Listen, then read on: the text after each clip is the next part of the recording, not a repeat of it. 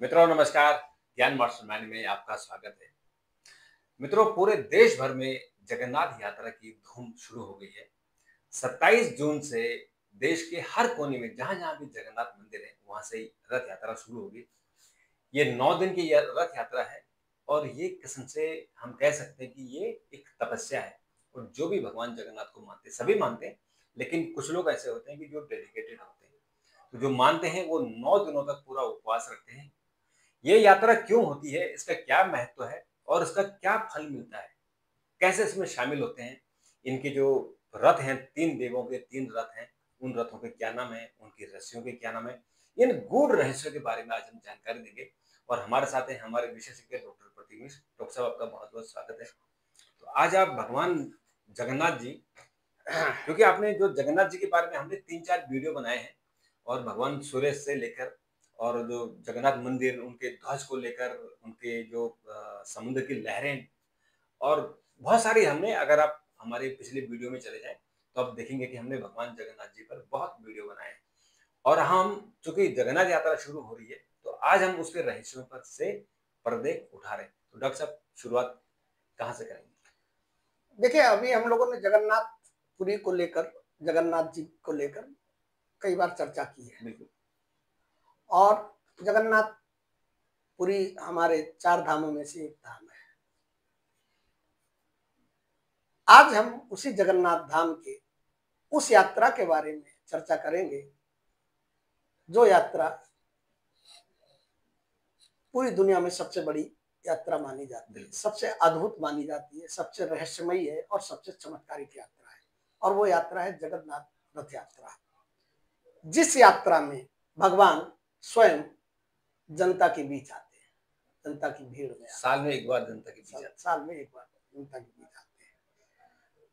और इसकी महिमा आप समझिए, लाखों करोड़ों श्रद्धालुओं की भीड़ और एक ही नारा, जय जगन्नाथ, जय जगन्नाथ। ये एक साधारण यात्रा नहीं है।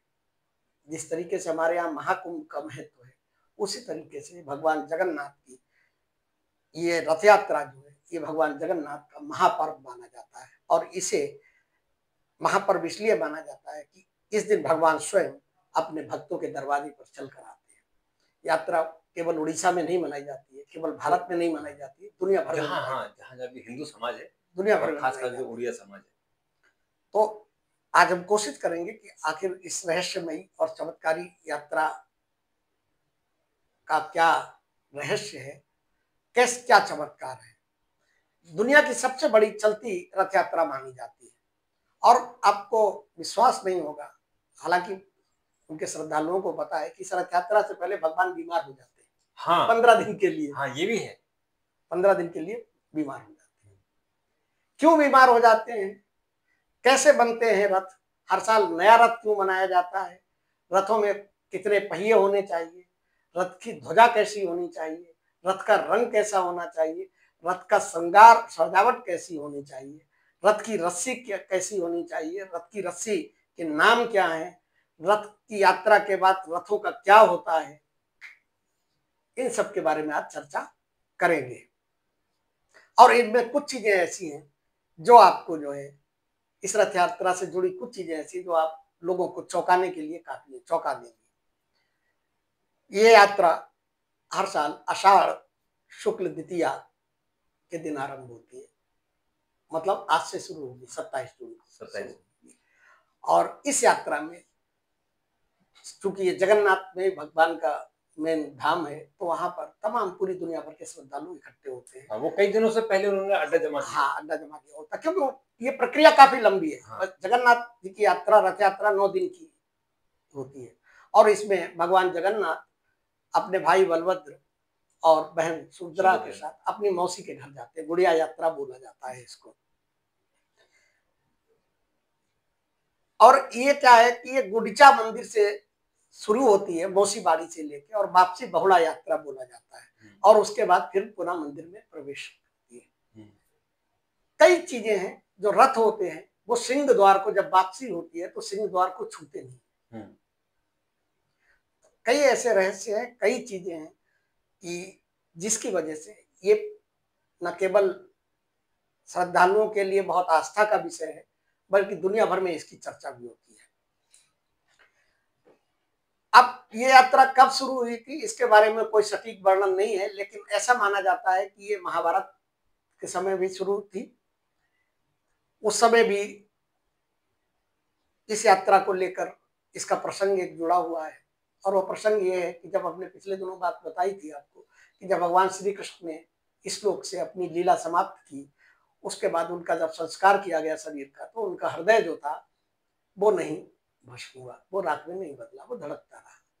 और वो हृदय उड़ीसा के राजा इंद्रदुमन थे, उनको सपने में दिखाई पड़ा और वो हृदय लेके आए, और आज उसको भगवान जगन्नाथ जी के इस जगन्नाथ धाम में, जगन्नाथपुरी में भगवान का हृदय धड़कता है, आज भी धड़कता है। आज भी कहते हैं और हर 12-14 साल बाद नव कलेवर की प्रक्रिया होती है, और वो प्रक्रिया इतनी गोपनीय होती है कि उसमें पूरे उड़ीसा शहर की, जगन्नाथपुरी पूरे शहर की बिजली काट दी जाती है, और मंदिर के जो पुजारी हैं और जो पुरोहित हैं वो भी आंख पे पट्टी बांध के जाते हैं, और उस पदार्थ को जो जो जिसको भगवान का हृदय माना जाता है, पुरानी मूर्तियों से निकाल के नई मूर्तियों में समाहित करते हैं।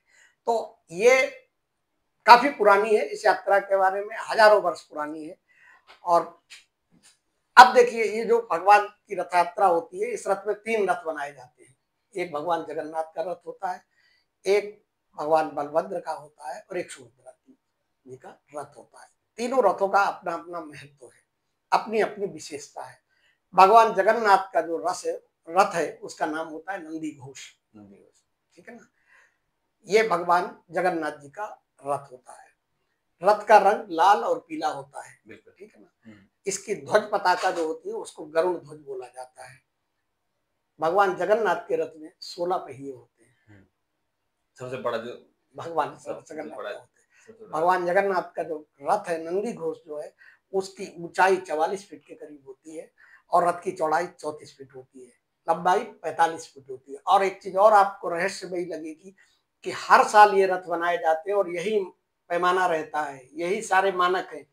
1 इंच 1 सेंटीमीटर भी इधर उधर नहीं होता है। हाँ, पैमाना फिक्स है, वो पैमाना फिक्स है। ये अपने में ही बहुत बड़ा चमत्कार है। इसमें ये भी कहा जाता है कि जिन पेड़ों से ये रथ बनाया जाता है, वो 1 साल पहले काट देते हैं। हाँ, ताकि वो परंपरा अलग है, वो मैं बताऊंगा, वो लंबी परंपरा हो जाएगी। बेसिकली क्या है कि भगवान से आज्ञा लेकर उन पेड़ों को जो है काटा जाता है, उनके ऊपर सफेद कपड़ा डाल दिया जाता है और लेके आया जाता है, और तो उनको सुखाया जाता है ताकि साल भर सूख और इनके जो इन रथों को जो तैयार करते हैं, वो एक विश्वकर्मा परिवार की पीढ़ियों से ये काम चला होता आ रहा है, और उनको एक टाइम दिया जाता है, और उस टाइम के भीतर ही, उसी टाइम पे वो तैयार हो जाता है। अगर कोई बीच में परेशानी भी आती है तो वो 2 रात दिन काम करते हैं, लेकिन एक ऐसी भगवान की महिमा है कि वो रथ अपने नियत समय पे जो है तैयार होकर बिल्कुल तैयार हो जाता है। अब जो नंदी घोष भगवान जगन्नाथ जी का रथ है, उसके घोड़ों का जो रंग होता है वो सफेद रंग होता है, और उनके घोड़ों का नाम जो होता है वो शंख, बलाहक, सुब्रत और हरिदश घोड़ों का नाम ये है। अब देखिए, मैंने आपको बताया था कि रथों का जैसे महत्व है, वैसे ही रथों में लगने वाली रस्सी का भी महत्व है। भगवान जगन्नाथ के रथ को खींचने के लिए जिस रस्सी का उपयोग किया जाता है, उस रस्सी का नाम शंखचूड़ा है। और बड़ी रहस्यमयी ये रथ यात्रा है।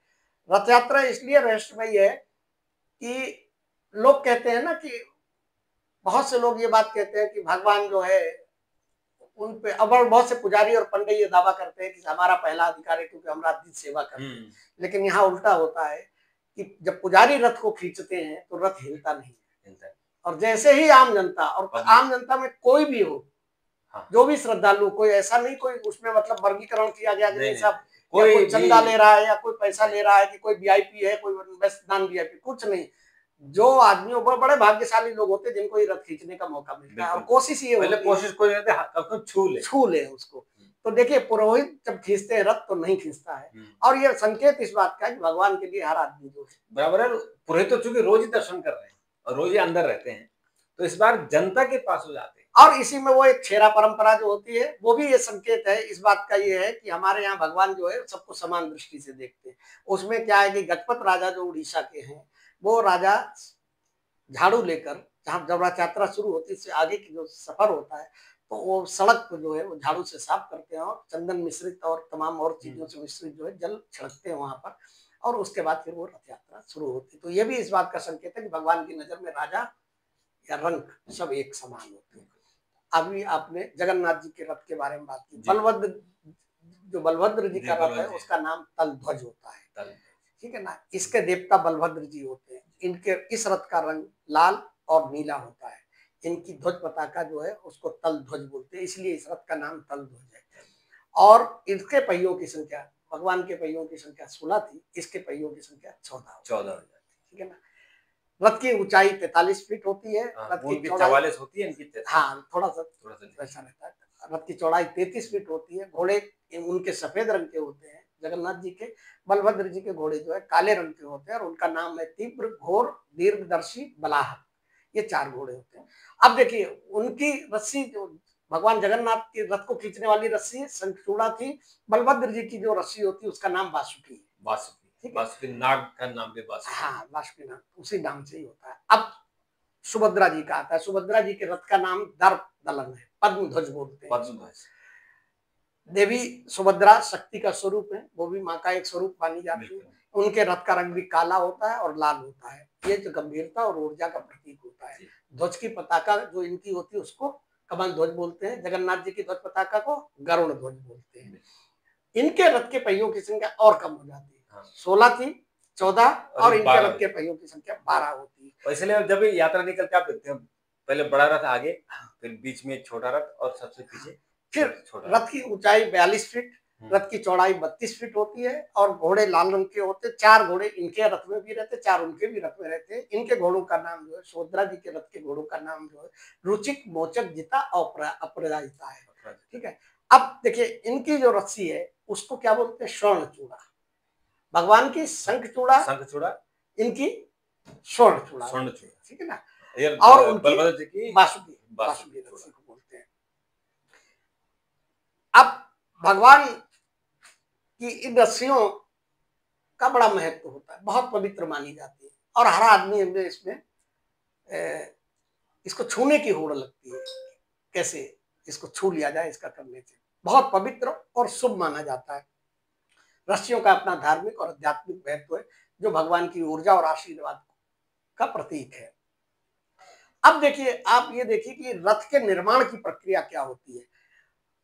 हर साल अक्षय तृतीया से रथ का निर्माण शुरू हो जाता है।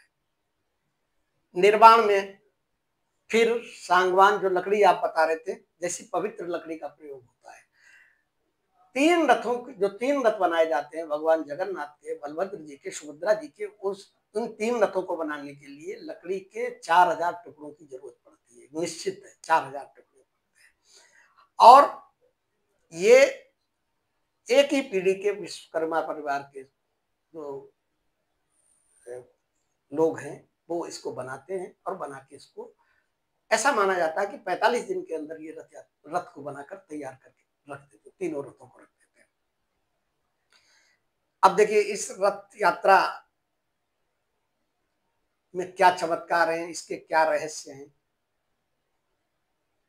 कि जब रथ यात्रा शुरू होती है तो ऐसा माना जाता है कि जब तक भगवान की इच्छा नहीं होगी तब तक रथ खींचेगा नहीं, चलेगा।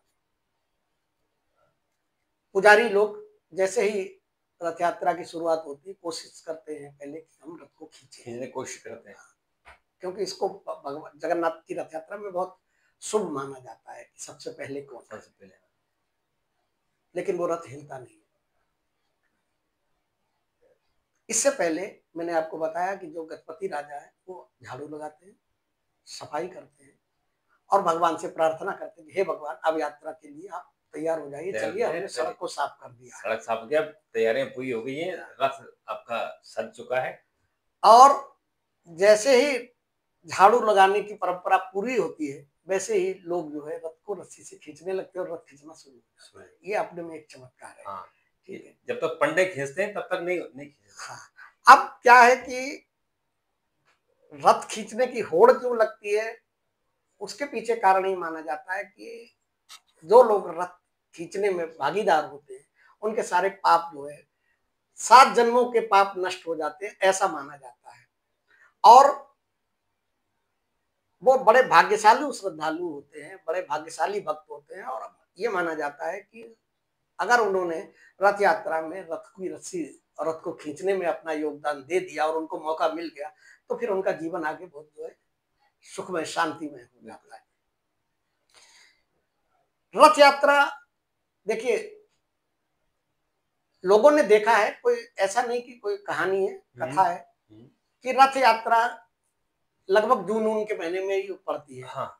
तिथि के हिसाब से महीना, और अंग्रेजी दो कैलेंडर दिन में आगे जून पीछे का होता है, लास्ट जून होती है, जुलाई शुरुआत होती है तिथि के हिसाब से। हाँ। भयानक गर्मी होती है। हाँ। उड़ीसा में वैसे भी बहुत गर्मी होती है, गर्मी बहुत ज्यादा। लेकिन जब रथ यात्रा शुरुआत होती है तो वो अचानक ठंडी हवाएं चलने लगती है, इससे कि श्रद्धालुओं को परेशानी नहीं। भगवान जगन्नाथ जी अपने अपने भक्तों का कितना ध्यान रखते हैं, आप इससे समझ लीजिए। हल्की कभी कभी बारिश हो जाएगी जिससे कि गर्मी से राहत मिले लोगों को। अब ये ऐसा इसे आप दो तरीके से देख सकते हैं। या तो आप ये कह सकते हैं कि भगवान विष्णु जिनका स्वरूप है जगन्नाथ जी की कृपा है। या फिर ये मान लीजिए कि जब हल्की हल्की बरसात होती है तो प्रकृति जो है वो भगवान का स्वागत करती है हल्की हल्की बारिश से, उनकी रथ यात्रा का। एक और बड़ा भारी पहलू है इसके रहस्य और चमत्कार का। मैंने बताया आपको कि 15 लाख 20 लाख लोग जो है 30 लाख लोग तक इकट्ठे होते हैं इस रथ यात्रा में। हाँ, और हर साल होते हैं। पाँव रखने की जगह नहीं होती, पाँव रखने की नहीं होती, आप फोटो में देखिएगा। और जो लोग वहां जाते हैं, हाँ, कोई हादसा नहीं होता है। हाँ, ये बड़ी कृपा है जगन्नाथ जी की। ये इसे क्या मानेंगे? अप्रिय घटना के बारे में नहीं। आप देखिए, कुंभ जैसा आयोजन होता है, वहां भी हादसे हो जाते हैं। छोटे छोटे कथावाचक कथा कहते हैं, वहां पे हादसे हो जाते हैं। लेकिन यहाँ पर जो लाखों लोग होते हैं, पाँव रखने की जगह नहीं होती, लेकिन सब उसकी कृपा से सब ठीक हो जाता है। और देखिए, एक नया चमत्कार क्या है कि हर साल रथ को नया बनाया जाता है। हाँ। एक जो रथ अभी जो रथ यात्रा दिन निकलेगी, उस रथ को जो है बाद में खंडित कर दिया जाएगा, उसको कर दिया जाएगा। अलग अलग हिस्से अलग अलग जगह चले जाएंगे। वो मैंने शुरू में आपको बताया। रथ यात्रा हमेशा नए रथ बनाए जाते हैं। अब देखिए, ये कितना बड़ा चमत्कार है भगवान का कि हजारों साल से बनते रथ चले आ रहे हैं। जब उस समय बहुत बड़े उन्नत उपकरण नहीं थे, तब भी रथ एक निश्चित समय में होता था, निश्चित लंबाई चौड़ाई का बनता था। और आज भी ऐसा ही बनता है। मतलब कारीगर के हाथों में कुछ ऐसी कृपा भगवान की होती है कि सेम वही रथ बनता है, कभी भी कम या अधिक नहीं होगा। ऊंचाई नीचाई ये सारी चीजें कभी भी 1-2 इंच भी इधर उधर नहीं होती। ये भी एक अपने में बहुत बड़ा चमत्कार है। एक और जो होता है, जब ये रथ यात्रा की वापसी के बाद तीनों रथ पहुंचते हैं, मंदिर के द्वार पर पहुंचते हैं, तो उसके बाद एक जगह पे स्वतः रुक जाते हैं। उसके बाद उनको कोई खींच नहीं सकता। बहुत कोशिश की जाती है कि सिंह द्वार पे, जो उनका भगवान के मंदिर का, जगन्नाथपुरी का जो मंदिर का सिंह द्वार है, वहां तक खींच के ले जाए, लेकिन वहां से पहले वो रथ रुक जाता है, तो फिर उसको कोई खींच नहीं पाता। इसको वहां की मान्यता में नीलाद्री विजय की प्रतीक्षा माना कहा जाता है। अब इस रथ यात्रा के दौरान भगवान को बहुत सी चीजें चढ़ाई भी जाती हैं। उड़ीसा की इस जगन्नाथ रथ यात्रा का जो सबसे ज्यादा महत्व है, वो सूखा चावल चढ़ाया जाता है भगवान को। इसको निर्माल्य कहते हैं।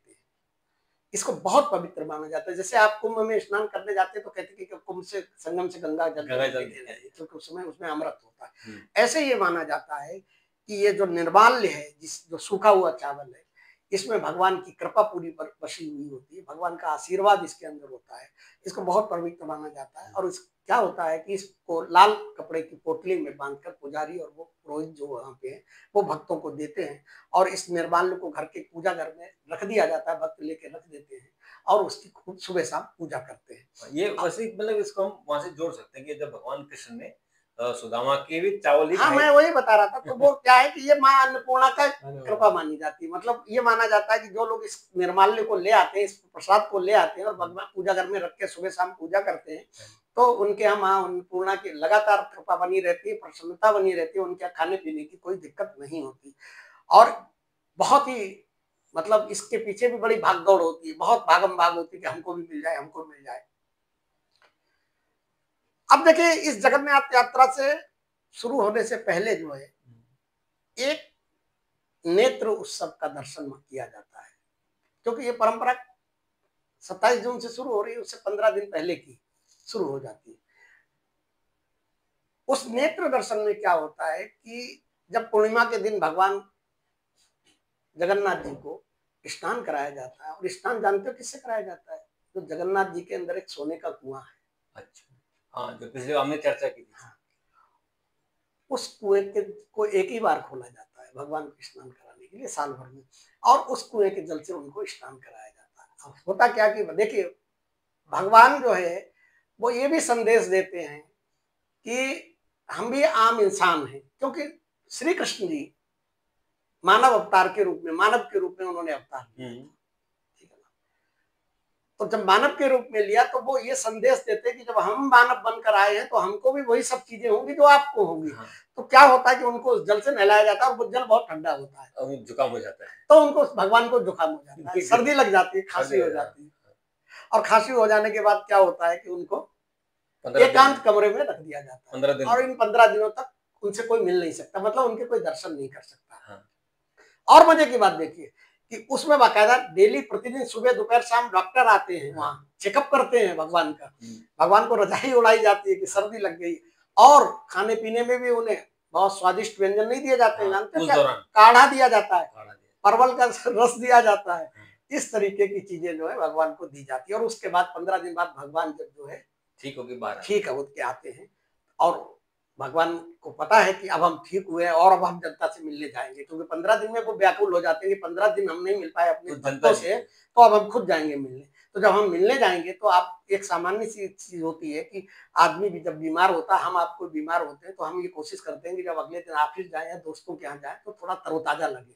तो वो उस तरोताजा जो होता है उसको नेत्र उत्सव कहा जाता है, कि भगवान नव यौवन को प्राप्त होते हैं, नए मतलब ऊर्जा के साथ होते हैं, और उस समय उनके नेत्र बड़े बड़े दिखाई पड़ते हैं, वो नेत्र लगाए जाते हैं। उसको उन दिनों में नेत्र उत्सव होता है, वहीं पर माना जाता है, कई बार भक्तों ने देखा है कि जब जिस समय नेत्र उत्सव होता है, और नेत्र उत्सव के दिव्य दर्शन माने जाते हैं भगवान के, क्योंकि 15 दिन बाद वो निकल के आए, तो उस समय बहुत से लोगों ने देखा है कि चमकती हुई आभा, एक पुंज दिखाई पड़ता है, और माना जाता है कि भगवान की ऊर्जा है। एक और चमत्कार है, लकड़ी की मूर्ति है परंतु जीवित अनुभव होती है, और उसके पीछे मैंने आपको बताया था वो नव कलेवर की जो परंपरा होती है, उसमें भगवान का धड़कता हुआ हृदय दिल रखा जाता है। हाँ। और ये कहती है डॉक्टर साहब, मतलब बहुत लोगों ने महसूस किया है और उसको प्रूफ किया है कि वहाँ दिल धड़कता है भगवान का। जो वहाँ जगन्नाथपुरी की जो रथ यात्रा में जो नाम दिया गया, हमने आपको साधारण तरीके से बताया कि भगवान बीमार हो जाते हैं, लेकिन उनको वहां जो बोला जाता है तो बीमार नहीं बोलते हो, वो कहते हैं कि अनबसरा काल है, ठीक है ना, अनबसरा काल है, इसमें भगवान जो है उनको सर्दी नहीं मिलती, हाँ मिलते नहीं है उनको, नहीं सर्दी तो लग गई है, क्योंकि 108 कलश से शीतल जल से वहां स्नान होता है उनका, ठीक है, तो वो उनको लग जाती है और वो सर्दी हो जाती है। लेकिन ये माना जाता है कि अनबसरा काल होता है, मतलब अनबसरा काल का मतलब ये है कि दर्शन करने योग्य नहीं है, मतलब दर्शन उनको आराम करने दीजिए, आराम करने दीजिए। और देखो इसमें भी क्या है कि इसके पीछे एक जो रहस्य है, वो रहस्य ये माना जाता है कि बीमारी में वास्तव में भगवान जो है वो मानव रूप के अपने व्यवहार को दिखाने की कोशिश करते हैं। इसके पीछे एक छोटी सी कथा भी है, आप कहो तो मैं बताऊं 2 मिनट? हाँ बताइए, फिर हम दूसरा एपिसोड कल बताएंगे। हाँ, इसमें इसके पीछे जो कथा वहां मान्यता प्रचलित है वो ये है कि भगवान के बहुत बड़े भक्त हुआ करते थे, और वो सारा काम खुद करते थे। खुद करने के बाद जो है वो भगवान की सेवा करते थे। एक दिन क्या हुआ कि वो बीमार हो गया, और बीमार होने के बाद ऐसी स्थिति हो गई कि ना उठ पाए ना बैठ पाए। भगवान जगन्नाथ ने देखा कि हमारा भक्त इतना बीमार है, इतना है, कुछ कर नहीं पा रहा है, इतने दिनों तक हमारी सेवा करता रहा, तो क्या होता था कि वो प्रतिदिन जो है भगवान उसकी सेवा करते थे जगन्नाथ जी।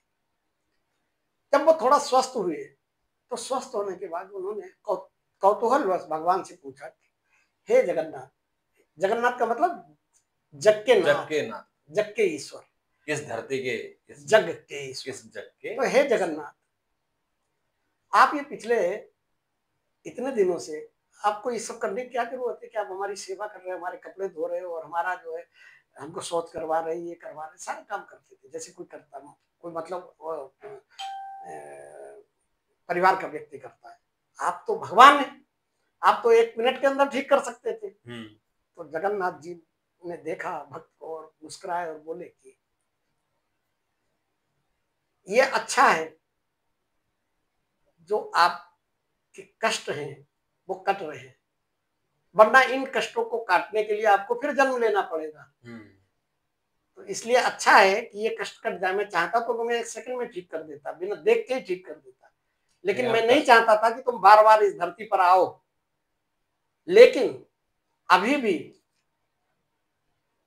जो काल चक्र है उसमें 15 दिन की बीमारी और तुमको लिखी हुई है, लेकिन अब तुम इसको झेल नहीं पाओगे। अब ये तुम्हारी बीमारी 15 दिन की हम लेते हैं। ये है इसके बारे में मान्यता है। इसलिए भगवान 15 दिन में 15 दिन वो बीमारी अपने ऊपर बीमारी लेते हैं और 15 दिन बीमारी देते हैं। ये उनकी जो है बीमारी होती है। अब हम आपको बताएंगे, अगले एपिसोड में बात करेंगे कि ये जगन्नाथ जी की यहाँ स्थापना कैसे हुई, कैसे क्या हुआ। तो मतलब हमारे साथ बने रहिए, क्योंकि हम ये 9 दिनों तक आपको 9 कहानियां सुनाएंगे और बहुत ही रोचक, जैसे अभी हमने कहानी सुनाई है, इसी तरह ही 9 कहानियां आपको सुनाएंगे। ये कहानी नहीं, ये सत्य घटना है। सत्य है, वो सत्य घटना है। क्योंकि वो कहानी नहीं है कि कोई मतलब क्योंकि वो कहानी इसलिए है कि ताकि आपको सुनने में अच्छा लगे और आपकी रोचकता बनी रहे। अब अगले उसमें बताते हैं कि ये कैसे राजा इंद्रदुमन कौन थे, कैसे भगवान जगन्नाथ को यहाँ लाए गए, भगवान जगन्नाथ जी का पहले नाम क्या था, कैसे मंदिर बना, मंदिर की क्या क्या विशेषता है, इसके बारे में चर्चा करेंगे। तो आप इंतजार कीजिएगा और कल एक और एपिसोड का, और उसमें हम बताएंगे कि कैसे भगवान जगन्नाथ पुरी तक पहुंचे। और ये भी हम बताएंगे आपको कि जो 10वां अवतार होगा, जो कल्कि अवतार होगा, उनका भी पुरी के मंदिर से ही कोई संबंध है, और जो भगवान परशुराम है वो भी वही है। और जो संभल कहा जा रहा है वो उत्तर प्रदेश वाला संभल है या उड़ीसा वाला संभल है, इसमें कंफ्यूजन है। भविष्य मालिका में तो भविष्य मालिका में स्पष्ट लिखा है। इसलिए भगवान जो जगन्नाथपुरी है वो लाइव हैं, जिंदे हैं, इसलिए उनकी जो 9 दिन की यात्रा चलती है वो बीमार होते हैं।